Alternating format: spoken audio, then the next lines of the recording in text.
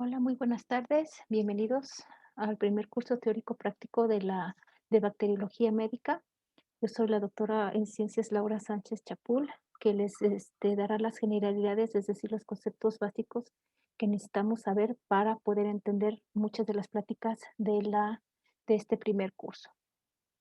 Entonces, empecemos por definir, vamos a empezar primeramente por definir qué es una bacteria, cómo esto se clasifica, con base en qué se hace esta clasificación, su taxonomía para llegar finalmente al nombre científico y los métodos de estudio con los cuales nosotros podemos hacer uso para poder entender su metabolismo, su clasificación y su identificación. Entonces, las bacterias son células procariotas porque fundamentalmente carecen de membrana nuclear, son unicelulares, poseen cromosoma único y no tienen organelos a excepción de los ribosomas. Tienen estructuras obligadas como la pared celular, el citoplasma, la membrana citoplasmática, que es bilaminar, ribosomas y el nucleoide. El nucleoide es todo el material genético que se encuentra prácticamente en toda la célula. No, tiene estructuras no obligatorias o no obligadas o accesorias, que son la cápsula. La cápsula es una estructura formada por polisacáridos, que ácido hialurónico, el cual dificulta el sistema inmunológico para reconocerla. Esta cápsula no todas las bacterias la tienen. También encontramos pili o fimbrias, que son apéndices muy cortos, que nacen de la membrana citoplasmática y está constituido principalmente de fibrina y de pilina. Sin embargo, estos pilis no les confieren movilidad a las bacterias, sino más bien adherencia.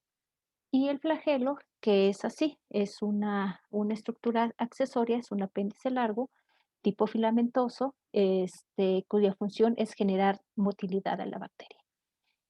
Estas bacterias también presentan una gran diversidad metabólica, tienen varias formas celulares que pueden ser esféricas en forma de bastón o una espiral, que más adelante lo vamos a ver.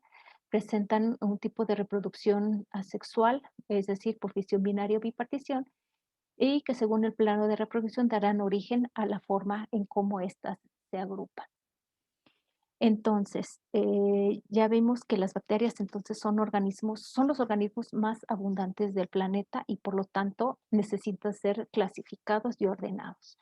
De aquí que surge esta parte o esta ciencia que es la taxonomía, que se encarga de estudiar los principios y métodos y fines de clasificación de los organismos. Esta clasificación se basa en una clasificación ordenada y jerarquizada de los seres vivos.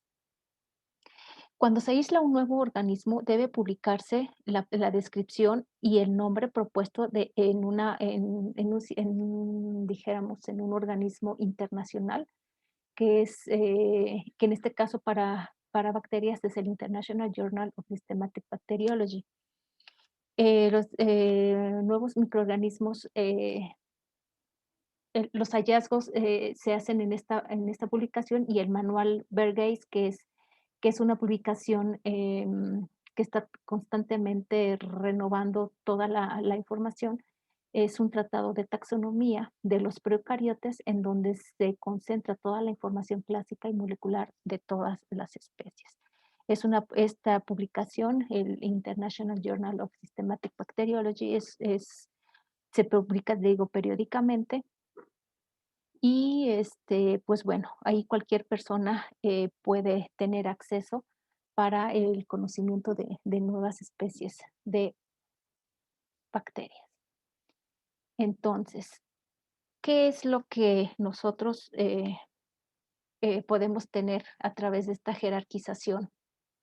Obviamente podemos tener la clasificación de los microorganismos, los cuales se basa en el ordenamiento de los mismos en conjuntos o subconjuntos que resultan del estudio de caracteres morfológicos, bioquímicos, antigénicos y genéticos.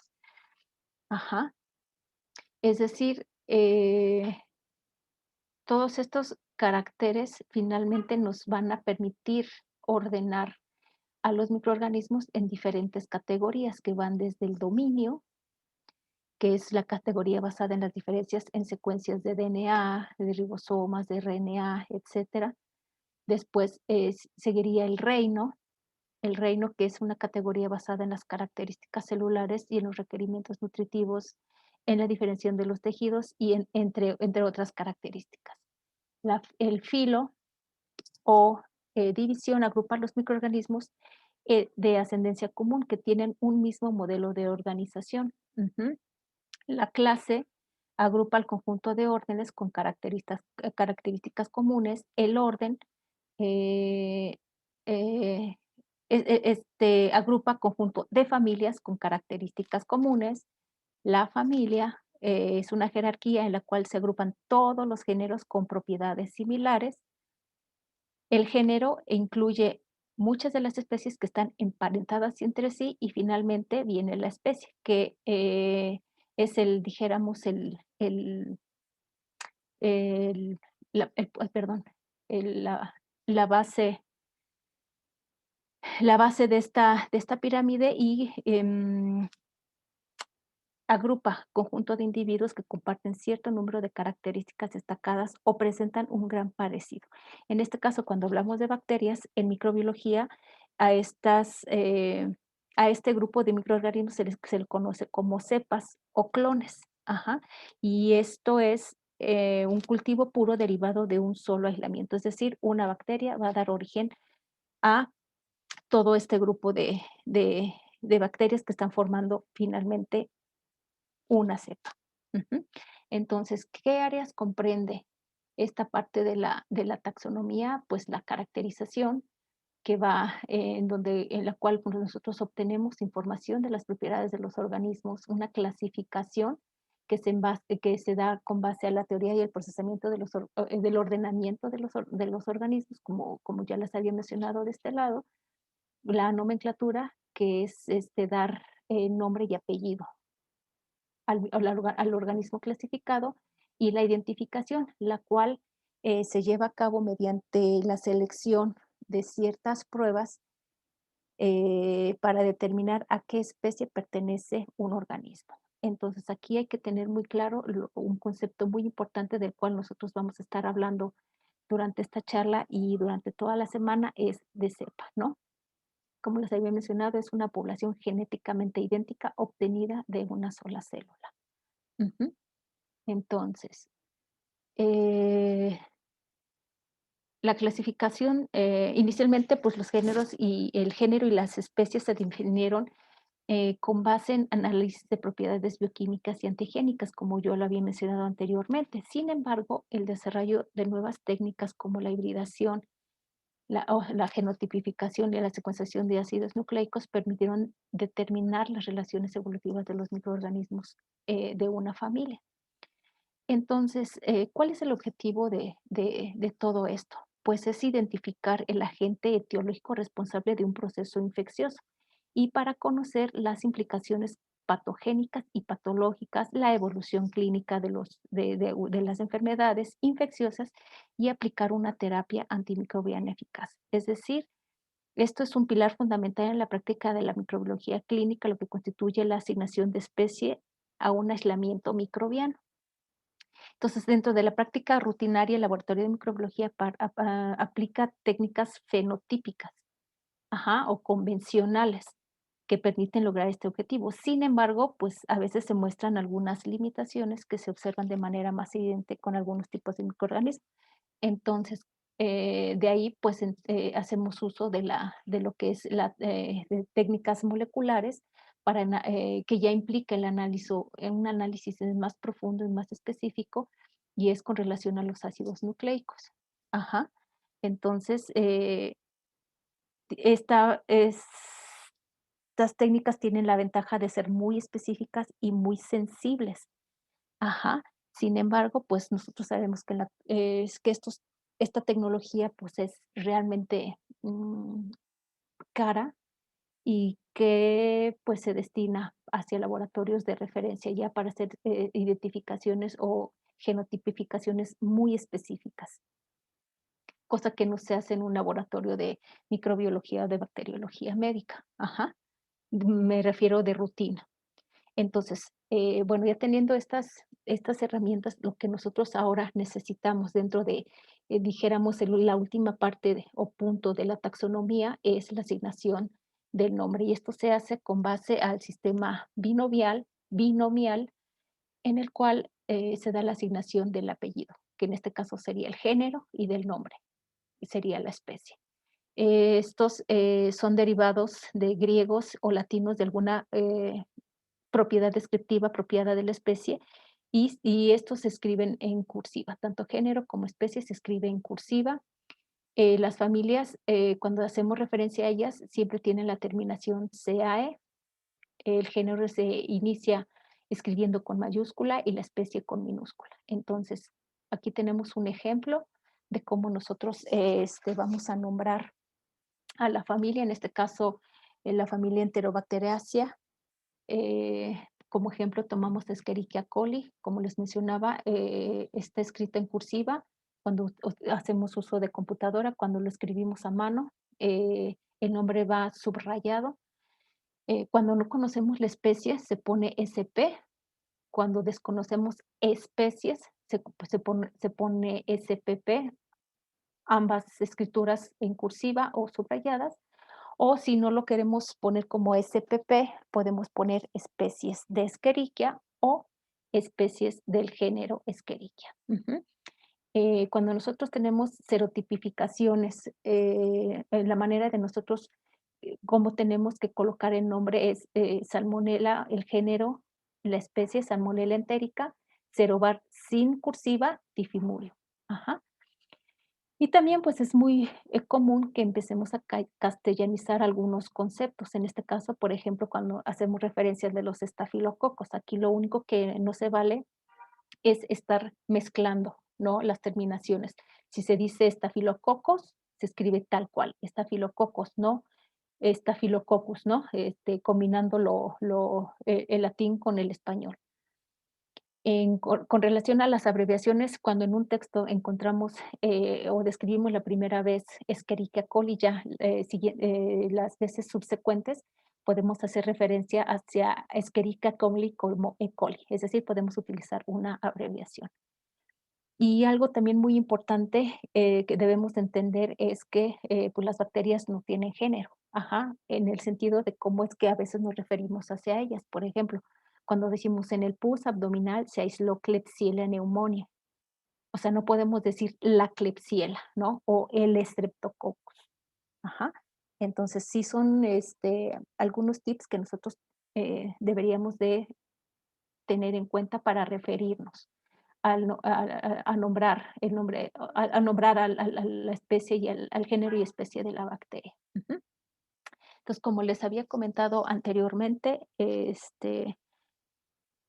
la cuestión de la taxonomía convencional, que es lo que nosotros vamos a hacer prácticamente en el laboratorio y lo que se hace en los laboratorios clínicos, es que nosotros vamos a identificar a estas bacterias con base en el tipo de metabolismo, características bioquímicas, condiciones ambientales, sensibilidad a antibióticos, patogenicidad, relaciones simbióticas con otros microorganismos, algunas características inmunológicas y el hábitat de origen. Es decir, nosotros desde que nacemos ya nacemos con cierta carga bacteriana que en algún punto de nuestra vida pues empezamos a hacer simbiosis, es decir, ambas partes recibimos un beneficio en el momento en que sucede una situación en la cual se suscita el facilitar el crecimiento de bacterias patógenas, entonces es en el momento en que se rompe esa simbiosis y entonces viene la patogenicidad de las bacterias. Entonces, continuando con lo que es la parte de la clasificación de estas, nosotros sabemos que se clasifican considerando varios aspectos. El primero es clasificación según su forma. Podemos ver que pueden ser cocos, la unión de dos cocos diplococos, estreptococos, que es una cadena de cocos, tetradas, arcinas y estafilococos. Ajá. Cuando son bacilos, pueden ser diplobacilos, estreptobacilos, cocobacilos. Y el último pues, son los espirilos, que son la forma de espiroquetas o de vibriones. Ajá. Ahora, según clasificación según la pared celular y a las características tintoriales, sabemos que pues, son las bacterias gram positivas y gram negativas. Y esto es con base a la pared bacteriana, la cual se encarga de evitar la ruptura osmótica de la membrana citoplásmica para darle forma al microorganismo. O sea, toda bacteria que tenga pared se va a diferenciar según la coloración de gram y según su pared serán, por ejemplo, gram positivos y gram negativos. Ajá, pero más adelante se tocará este tema con mayor detalle. Ujú. Ahora, siguiendo con la clasificación, aquí podemos ver que según su fuente de energía podemos tener fotótrofas, las cuales utilizan la energía luminosa para su desarrollo, las quimiótrofas, que obtienen su energía a partir de la oxidación de compuestos químicos y a su vez se subdividen en quimiolitótrofas por oxidación de compuestos inorgánicos y las organótrofas por la oxidación de compuestos orgánicos. Esto es fuente de energía. Con relación a la fuente de carbono, podemos agruparlas en autótrofas o litótrofas que requieren exclusivamente de sales inorgánicas o CO2 para su metabolismo, es decir, para generar energía, y las heterótrofas o organótrofas que utilizan compuestos orgánicos como fuente de carbono para su crecimiento. En este caso podemos citar a la lactosa y que son de las que, pues en este caso vamos a estudiar y según sus requerimientos de oxígeno, pueden ser aerobias estrictas en las cuales pues, requieren estrictamente el oxígeno para crecer, las anaerobias estrictas que requieren de la ausencia de oxígeno para desarrollarse. Ujú. Las aerobias o anaerobias facultativas que pueden crecer con o sin oxígeno y las microaerofílicas que requieren muy bajas concentraciones de oxígeno para crecer. Ahora bien, ya teniendo en cuenta todas estas características, ahora nosotros cómo podemos estudiarlas en el laboratorio. Ujú. En este caso, nosotros vamos a tratar de estudiar un poco la fisiología general y detallada de los microorganismos, empezando primero por sus características microscópicas, es decir, vamos a ver las formas, el tamaño, la agrupación y la afinidad tintorial, sus características macroscópicas, es decir, cómo es que nosotros a simple vista podemos observar su crecimiento, la utilización de medios de cultivo, los cuales nos van a favorecer el crecimiento de unas, em, hacer más selectivo el crecimiento de otras y hacer efectos diferenciales por el consumo o no de ciertos compuestos y finalmente las pruebas bioquímicas que son las que nos van a caracterizar esta parte del metabolismo de las bacterias y la actividad de algunas enzimas y sus productos. Ujú. Entonces, empezando por las características microscópicas, nosotros obviamente, pues para empezar con esto necesitamos el material biológico, ¿no?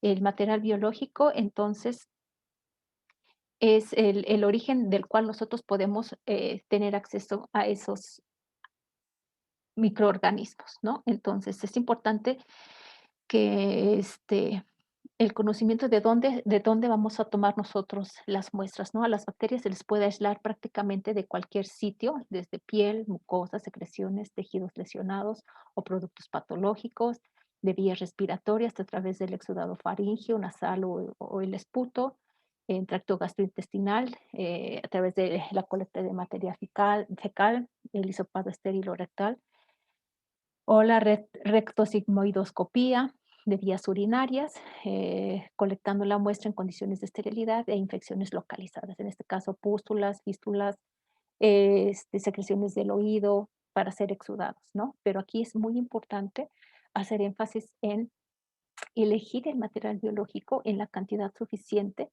y que mejor represente el proceso infeccioso. Es decir, si no hacemos una adecuada recolección de la muestra, pues aunque estemos viendo la lesión, si no es en la cantidad suficiente, jamás va a crecer nada en nuestro proceso de identificación. Ujú. Obtenerla de preferencia en la fase aguda de la enfermedad, porque pues así aseguramos, ¿no? Que estamos incidiendo en un punto estratégico para obtener la muestra. Generalmente se pide que sea antes de iniciar el tratamiento antimicrobiano y de preferencia tomar la muestra en el sitio exacto de la lesión y obviamente, pues evitar contaminación de la microbiota comensal, ¿no? Acuérdense que nosotros como organismos vivos estamos en contacto prácticamente desde que nacemos con los microorganismos y eso pues hace que ciertas bacterias estén viviendo de una manera simbiótica con nosotros. Entonces, con relación a sus características microscópicas, necesitamos ver, nosotros sabemos que pues si que queremos ver una preparación al microscopio, las bacterias pues no se pueden observar a simple vista, ¿no? Entonces necesitamos un medio de coloración con el fin de aumentar el contraste y poder observarlas utilizando el microscopio óptico, por supuesto, lo que nos va a permitir distinguir los diferentes tipos celulares. Ujú. Y cómo es que estas formas celulares se están agrupando. Entonces vamos a utilizar colorantes que son compuestos orgánicos, algunos están cargados positivamente, como el azul de metileno, el cristal violeta y la safranina, que se combinan con los sus constituyentes de las células cargados negativamente y entonces pues se retiene el colorante, ¿no? Más adelante la doctora Alexandra les va a explicar un poquito más a fondo todas la parte de las técnicas de tinción. Y entonces, pues una vez teñidas, nosotros ya podemos identificar, ¿no? Y nos vamos a dar una idea del microorganismo del que probablemente estemos sospechando, ¿no? Si son cocos gram positivos, por ejemplo, estaríamos sospechando una infección por Staphylococcus, Streptococcus o Enterococcus. Si son gram negativas, de una Neisseria, Moraxella, ajá. Si son bacilos gram positivos, que pudieran ser aerobios esporulados y no esporulados, como Bacillus Corynebacterium, anaerobios esporulados, como el Clostridium, o los gram negativos, que son, nos dirigen hacia sospechar de infecciones por enterobacterias, las cuales, si son patógenas, estaríamos hablando de Salmonella, Shigella, Escherichia y Yersinia, o las oportunistas, que es Escherichia, Klebsiella, Enterobacter y Proteus. Y también, pues obviamente nos damos una idea si estamos frente a alguna infección por treponema o leptospira. Entonces, ¿qué es lo que tenemos que hacer para el procesamiento de las muestras para cultivo? Ujú. El primer paso, pues, es un pretratamiento, es decir, por ejemplo, si tenemos eh, vamos a hacer un cultivo, es necesario centrifugar la orina para que del sedimento nosotros podamos tomar la muestra y poder extender en placas de cultivo o la homogeneización en el caso de biopsias o tejidos, ¿no? Quiere decir que se hace un homogenizado para asegurar que lo que nosotros estamos tomando es de todo el tejido o de toda la muestra de tejido que se está obteniendo. Para después de este pretratamiento, pues hacer la inoculación en medios de cultivo. Obviamente nosotros ya con el examen microscópico nos damos una idea si son bacilos gram positivos, gram negativos, qué medio de cultivo podemos utilizar para su aislamiento. Ajá. Esto se hace con la técnica del estriado en placa, que también más adelante lo van a ver con detalle, y se sugiere que se inoculen primero los medios menos selectivos para evitar el arrastre de algún inhibidor y entonces eh, tener, eh, podamos tener error en el cultivo del microorganismo, que tal que el que nos interesa se está inhibiendo por algún tipo de arrastre por inhibidor, ¿no? Después se hacen las extensiones de la tinción de Gram cuando son, por ejemplo, muestras respiratorias, exudados de heridas o exudados genitourinarios, o si ahí la muestra proviene de abscesos. La incubación, aquí esto es muy importante porque, como lo habíamos visto, hay ciertas bacterias que crecen en ciertas concentraciones de oxígeno, ciertas ausencia de oxígeno, es decir, en anaerobiosis, microaerofilia o aerobiosis. Ajá. Y el tiempo de incubación, pues que obviamente va a depender si es una bacteria, si es un hongo, si es una micobacteria o en este caso, pues que no lo vamos a ver, pero pues, si se tratara de algún virus. Entonces, rápidamente, la siembra por estría por agotamiento, que es el inóculo que nosotros vamos a poner en un medio de cultivo, tiene la finalidad de aislar las colonias, las cuales ya les había mencionado, son individuos de una misma especie provenientes de una célula o de un grupo de células y el chiste es aislarla bien, es decir, que tengamos una distancia que permita distinguir y describir la morfología colonial, porque de esta descripción nosotros podemos sacar también mucha información. Entonces, esta técnica, como les decía, la van a ver con más detalle con la doctora Alexandra.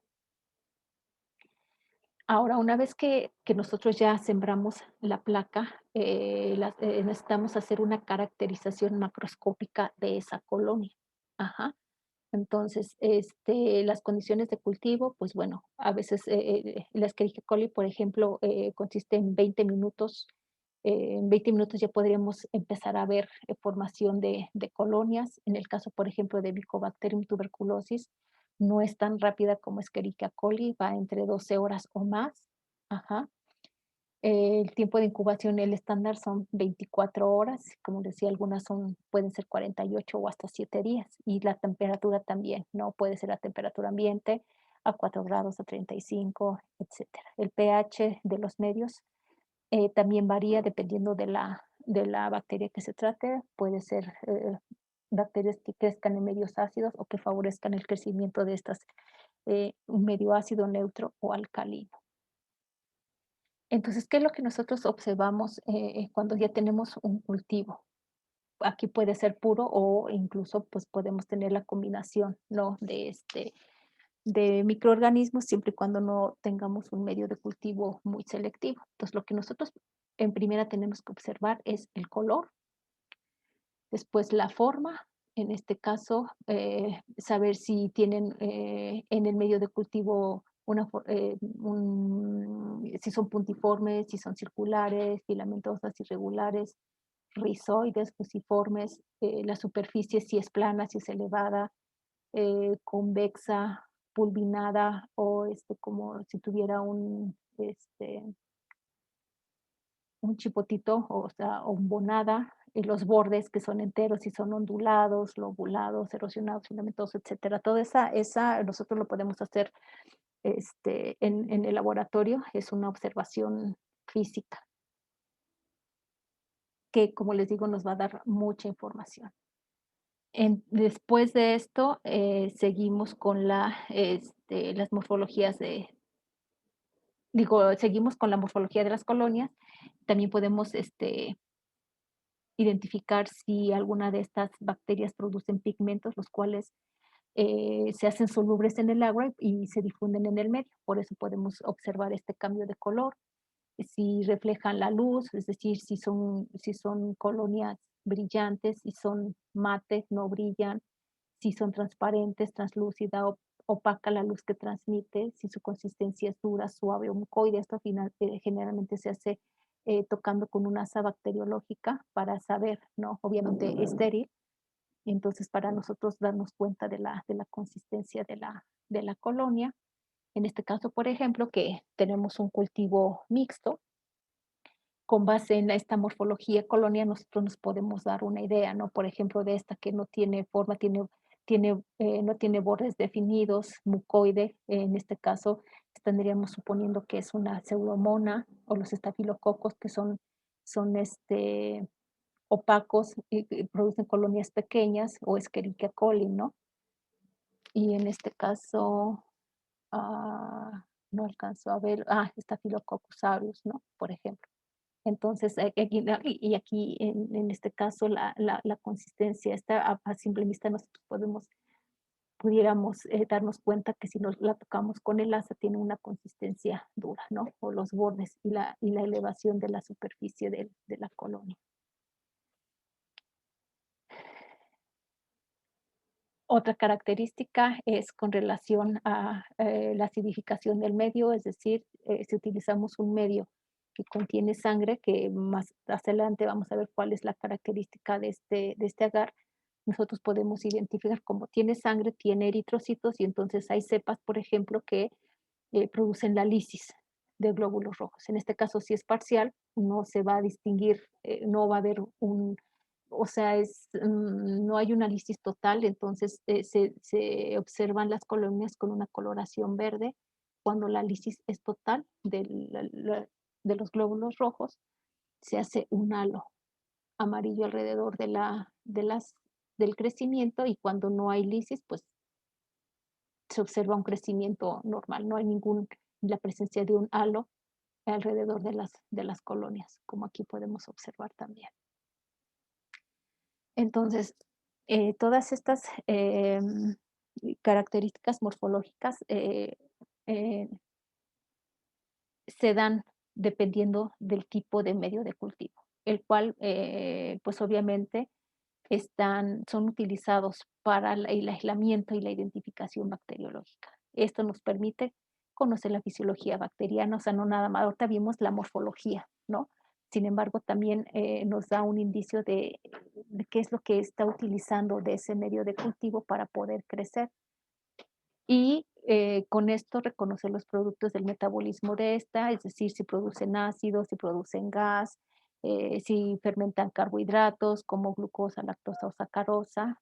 Este, También los productos liberados por las presencias de ciertas enzimas que desdoblan aminoácidos, por ejemplo, como el indol, se produce ácido sulfídrico, etcétera, ¿no? Así como las hemolicinas. En el caso del que yo les comentaba de aquí, esto es una hemolicina, ¿no? Ciertos grupos bacterianos producen hemolicinas, que como su nombre lo indica, rompen glóbulos rojos y esto es evidenciado a través de un medio de cultivo. ¿Y qué son estos medios de cultivo? Pues son un conjunto de nutrientes que tienen factores de crecimiento u otros componentes y que crean las condiciones adecuadas para el desarrollo y la producción de manera, pues sí, artificial o in vitro, perdón, de las bacterias. O sea, tampoco, y eso es una gran variedad, o sea, no existe un medio de cultivo universal. Los constituyentes principales o los que de verdad no pueden faltar en un medio de cultivo, pues es el agar, que es el finalmente que le da consistencia de gelatina, los azúcares, que son las fuentes de carbono y las fuentes pues sí, de energía, como son los extractos de peptonas, de proteínas, fluidos corporales, es decir, a veces se utiliza suero o se utiliza sangre, como en el caso del agar sangre, sistema de amortiguadores para regular el pH, indicadores de pH, es decir, si una bacteria está acidificando el medio, pues entonces necesitamos evidenciar la producción de ácido. Agentes reductores, agentes selectivos, metales y minerales esenciales. Es decir, que provee todo lo necesario para que éstas puedan desarrollarse in vitro. Otros factores de crecimiento que se pueden estar agregando a los medios de cultivo son las purinas, bases púricas y pirimídicas, que son empleadas para la síntesis de ácidos nucleicos, los aminoácidos para la síntesis de proteínas y algunas vitaminas, ¿no? Como enzimas o grupos funcionales. Entonces, todos estos factores de crecimiento son sustancias que el organismo no puede sintetizar, entonces que tiene que tomarlos del medio de cultivo y van a cumplir papeles muy específicos en la biosíntesis o en la fisiología del microorganismo. Entonces, también tenemos medios de cultivo líquidos o semisólidos que son utilizados para hacer diluciones, homogenizar mezclas, enriquecer cultivos, rehidratar cepas liofilizadas, que es una manera de cómo nosotros podemos conservarlas. Entonces las conservamos y las vamos a utilizar, pues las rehidratamos con estos medios de cultivo líquidos. Y los semisólidos que nos van a permitir ver si las bacterias poseen, si son si se mueven en el medio, ¿no? En este caso, por ejemplo, los microorganismos microaerofílicos, ajá, que en este ejemplo podemos observar, ¿no? Que en el sitio de la inoculación pues hay crecimiento, no se enturbia el medio, entonces eso quiere decir que el microorganismo no es móvil. ¿Cómo es el crecimiento en medio líquido? Aquí tenemos un ejemplo de un aerobio estricto u obligado, que el crecimiento es simplemente, es únicamente, perdón, en la superficie del tubo. En el 2 es un anaerobio estricto, que entonces necesita estar lejos del oxígeno para crecer y entonces su crecimiento se da en el sedimento. Un aerobio facultativo que sin problema puede crecer en presencia de oxígeno o en ausencia de oxígeno. El microaerofílico que no está estrictamente en la superficie, sin embargo un poquito más abajo condiciones de microaerofilia, ¿no? Y el aerotolerante, que pues bueno, produce una turbidez homogénea en el tubo, en el tubo del medio líquido. Ahora, en los medios sólidos, nosotros tenemos tres tipos de medios: los medios selectivos, los medios diferenciales y los medios nutritivos. Que los medios nutritivos, como su nombre lo indica, si necesitamos saber todo lo que crece de una muestra biológica, podemos utilizar un medio nutritivo, simplemente. Sin embargo, si nosotros queremos, como su nombre lo dice, ser más selectivos, necesitamos utilizar medios que estimulen el crecimiento de una o de unas especies de bacterias concretas, sí, inhibiendo el crecimiento de otras. Ajá, en este caso, como ejemplos, tenemos el agar McConkey, que inhibe, por ejemplo, gram positivos y estimula el crecimiento de gram negativos. Entonces, esto nos podría ayudar, por ejemplo, para hacer en los coprocultivos, ¿no? El agar sangre para bacterias con capacidad de hemólisis, generalmente son estafilococos, por ejemplo. En el agar chocolate, este es chocolate, ¿por qué? Porque aquí en vez de tener a los eritrocitos completos, se lisa. Entonces es un medio muy rico que es necesario para el crecimiento de Neisseria, de algunos especies de Neisseria, que son organismos un poquito más estrictos. El agar saburó, por ejemplo, que es para hongos y levaduras, que este es un ejemplo. El agar EMB, que es específico para enterobacterias. El agar SS o Salmonella shigella, que es para el aislamiento de Salmonella y Shigella. Aquí podemos ver el agar salimanitol, que es para gram positivos, en este caso para Staphylococcus aureus, y etcétera. Entonces, nosotros tenemos una gama de medios selectivos de los cuales nosotros podemos hacer uso para estimular el crecimiento de ciertas bacterias. Los medios diferenciales es para el crecimiento de distintas comunidades bacterianas.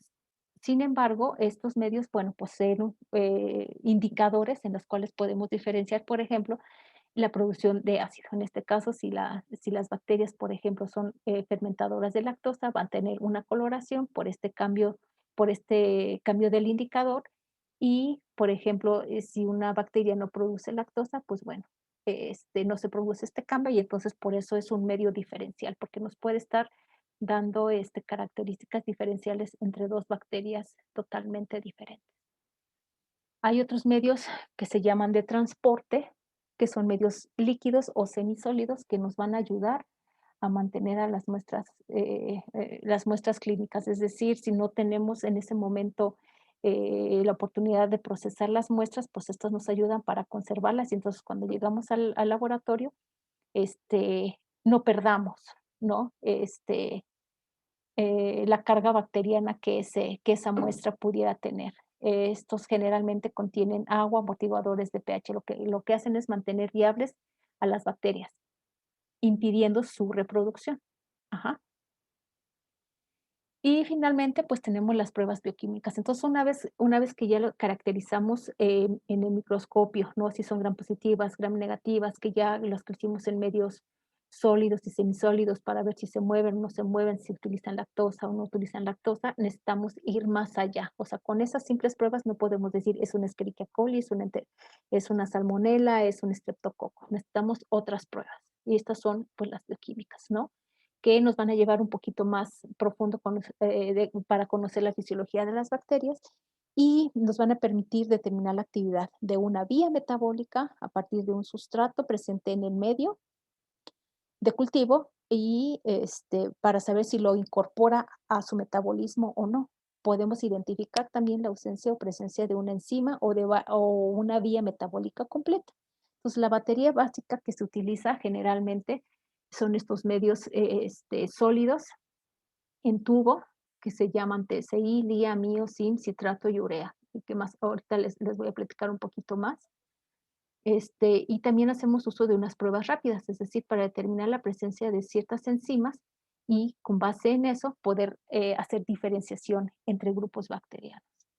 El TSI es su nombre en inglés, es de Triple Sugar Iron, es un medio de cultivo que no tiene inhibidores, tiene un indicador rojo de fenol y aquí vamos a poder observar la fermentación de lactosa, sacarosa, más bien la utilización de lactosa, sacarosa y glucosa. Ajá. Los sustratos secundarios que este medio de cultivo tiene es tiosulfato de sodio o sódico para ver si a través de la utilización de esto se produce ácido sulfídrico, peptones, citrato férrico, amoniacal y extractos, ¿no? Se siembra por picadura, es decir, tomamos una asa bacteriológica, pero en pico, se introduce hasta el fondo y en la superficie. A lo que esto lo que nos va a permitir ver es el viraje de color rojo a amarillo por la utilización de la lactosa, que en este caso, si se utiliza la lactosa, se va a ver un cambio de color en la parte superior, en este caso aquí, por ejemplo, en el tubo 4, la sacarosa en la parte media y la glucosa en la parte profunda. Ujú. También, por utilización del tiosulfato sódico, se va a ver la producción de ácido sulfídrico, formando un precipitado de color negro que se ve en los tubos 4 y 5 y la presencia de gas debido a la producción de CO2 por producto de la fermentación, que en este caso se vería en el tubo 3. Es decir, por la producción de gas se rompe el agar. La otra prueba bioquímica es la LIA, que es un agar de hierro con lisina, cuyos sustratos principales son lisina y glucosa. También tiene tiosulfato de sodio para ver evidenciar la producción de ácido sulfídrico. Y lo que nos indica esta prueba es la capacidad de las bacterias de descarboxilar la lisina en diamina cadaverina, es decir, se produce cadaverina, desaminación de la lisina, este, para producir alfa-cetoácido, y esto produce un viraje color del indicador púrpura de bromocresol, formación de ácido sulfídrico, ajá, que se ve por la precipitación negra, y también puede verificarse la formación de gas por la degradación de glucosa.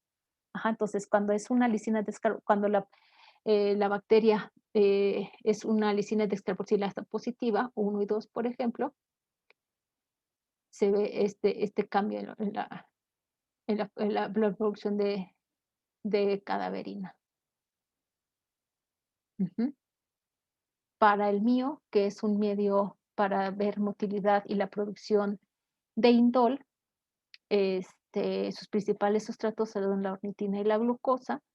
Se siembra también por picadura profunda, y entonces aquí lo que podemos ver es la actividad de la ornitina descarboxilasa para producir putrescina y CO2, es decir, la presencia de esta ornitina descarboxilasa va a producir una coloración púrpura, ajá, que sería en el tubo 3, 4 y 5. Motilidad, es decir, si se va a ver turbio el medio, que sería en este caso el tubo 1 y 2, se ve la movilidad en la picadura, en el lugar de la picadura del tubo, y la prueba del indol, este caso 2. Para esta prueba del indol se necesita un reactivo, es el reactivo de COVAX, que es el que nos va a evidenciar la producción de este indol. El revelado es decir, o sea, la bacteria tiene la enzima triptofanasa, se añade al medio de cultivo, al tubito, se agrega el reactivo de COVAX, y entonces se va a producir un anillo amarillo, un anillo, perdón, de color rojo cereza en la superficie del caldo, lo que podemos ver aquí, ¿no? El indol. Ajá. Para la otra prueba bioquímica se utiliza el bediozin, que es sulfuro, indol y motilidad. También no tiene indicador, eso no vamos a ver un viraje de color, a menos como si vamos a evidenciar la presencia del indol, el reactivo de COVAX sí va a generar una coloración en la superficie del tubo, que sería en el tubo, por ejemplo, en el 1 y en el 5. Y aquí la motilidad, ¿no?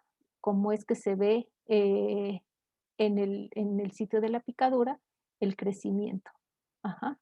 En este caso el 1, el 2, a diferencia del 2, por ejemplo, y el 4 y el 5 se ve la movilidad. El citrato de Simmons nos evidencia la capacidad de las bacterias para utilizar el citrato como única fuente de carbono, Es decir, se utilizan aquí hay un error, son bacterias. Las bacterias citrato positivo dan una coloración azul, las bacterias citrato negativo, o sea, no utilizan el citrato, el medio de cultivo no tiene ningún cambio de color. El caldo urea nos ayuda a evidenciar la degradación de la urea a amoníaco y a carbonato de amonio por la presencia de ureasa, alcalinizando el medio. Entonces, si hay un cambio de pH, el rojo de fenol va a virar a color rojo cereza. Entonces, bacterias que tienen ureasa producen color roja mexicano, es una prueba positiva. Las que no, el medio de cultivo queda en tonalidades amarillas. Eso, pues obviamente en la clásica, cuando en los laboratorios de enseñanza tenemos esas pruebas bioquímicas, ya en laboratorios de microbiología se han optimizado todas estas pruebas bioquímicas en sistemas miniaturizados, automatizados, que nos van a ayudar a hacer una batería muy grande de pruebas bioquímicas en menos tiempo y con menos recursos, ¿no? Por ejemplo, hay pruebas muy específicas, ya tiras reactivas con ciertas pruebas bioquímicas, por ejemplo, para estreptofilococos, micococos y cocuria. Ajá. Hay baterías completas para enterobacterias, ¿no? Y otros bacilos gram negativos. Entonces, eso realmente facilita mucho el trabajo, el tiempo de procesamiento de las muestras y los resultados, sobre todo cuando tenemos cuadros infecciosos pues muy graves asociados a otras enfermedades, ¿no? Ahora, las pruebas rápidas, como les había mencionado, pues son pruebas que también se realizan a la par, como su nombre lo indica, son rápidas, por ejemplo, para evidenciar la presencia de catalasa. Esto nos sirve para identificar miembros de la familia Micrococcacea, de los miembros de la familia Streptococcacea. Ajá. Son los catalasa positivos, entonces estaríamos sospechando de Micrococcus, Staphylococcus y Planococcus. Si es catalasa negativa, pues de Streptococcus y eh, de la familia de los Streptococcus, ¿no? ¿Cómo se realiza la prueba? Utilizamos peróxido de hidrógeno al 3% y al depositar el inóculo sobre la gota de peróxido hay un burbujeo, entonces eso quiere decir que este, se tiene a un microorganismo catalasa positivo. Otra prueba es la oxidasa. En esta evidenciamos nos sirve para diferenciar pseudomonas de enterobacterias, ¿no? O sea, ¿por qué? Pues porque poseen el sistema citocromo que se encuentra en organismos aerobios o anaerobios facultativos, de modo que la prueba oxidasa es muy importante para identificar aquellos microorganismos que carecen de esta enzima, o sea, es decir, los anaerobios obligados, que en este caso serían las enterobacterias. Entonces, pues es una manera rápida de identificar si son aerobios o anaerobios facultativos o anaerobios obligados. Ajá. ¿Cómo se hace esta prueba? Se utilizan papel filtro en el cual se añade una gota de reactivo de oxidasa, se deposita la masa bacteriana y entonces lo que nosotros esperamos ver es una reacción positiva, la cual tiene una coloración azul violeta intenso antes de los 10 segundos. Es una prueba muy rápida en la cual nosotros podemos este, hacer la identificación de esta enzima. Otra es la coagulasa. La coagulasa es una enzima producida por Staphylococcus aureus que convierte el fibrinógeno en fibrina insoluble, es decir, vamos a producir un coágulo en un tubo, ¿no? Es una enzima que es relativamente estable al calor, resistiendo temperaturas arriba de los 60 grados por 30 minutos. Entonces, esta prueba es usada específicamente para diferenciar especies del género Staphylococcus. O sea, esto es para diferenciación de especie. Aunque bueno, también hay otras, Yersinia, por ejemplo, también la tiene, ¿no? Pero pues bueno, ya si nosotros llegamos a esta prueba es porque ya previamente hicimos las tinciones, hicimos la siembra en medios selectivos y entonces es simplemente para seguir en el camino de la buena identificación. Y en este caso es una especie de estafilococo, ¿no? Entonces, lo que se necesita en este caso se utiliza plasma de conejo o un plasma que obtenido de muestras de sangre, un cultivo de 18 a 24 horas del microorganismo a probar, y entonces se inocula en el suero, y el resultado positivo, pues, fue la formación de un coágulo. El resultado negativo, pues, no hay formación de coágulo. Ajá. Entonces, para evitar este error en esta prueba, lo que se recomienda es utilizar plasma, el cual se utiliza, obtenido de de la muestra de sangre con EDTA como anticoagulante. Otra prueba rápida es la detección de la enzima pirrolidonil arilamidasa, que presente en enterococos, ¿no? Entonces, aquí lo que nosotros utilizamos es obviamente, el cultivo de sospechosos. Se introduce el disco, es un disco que ya viene impregnado con el reactivo, y y al estar en contacto con el cultivo de 18 a 24 horas, hay un cambio de color en el disco, se produce una coloración roja. Eso quiere decir que, pues, está esta enzima presente. Entonces, ya para finalizar, lo que nosotros, prácticamente hacemos en el laboratorio de microbiología o, de bacteriología, en el momento que nosotros recibimos una muestra, en este caso es un ejemplo, una muestra fecal, se obtiene un cultivo axénico. Un cultivo axénico quiere decir que es un cultivo puro. Ajá. O sea, ¿por qué va a ser puro? Porque entonces ya pasamos todos estos procesos de selección y de diferenciación. Se hace una tinción de Gram.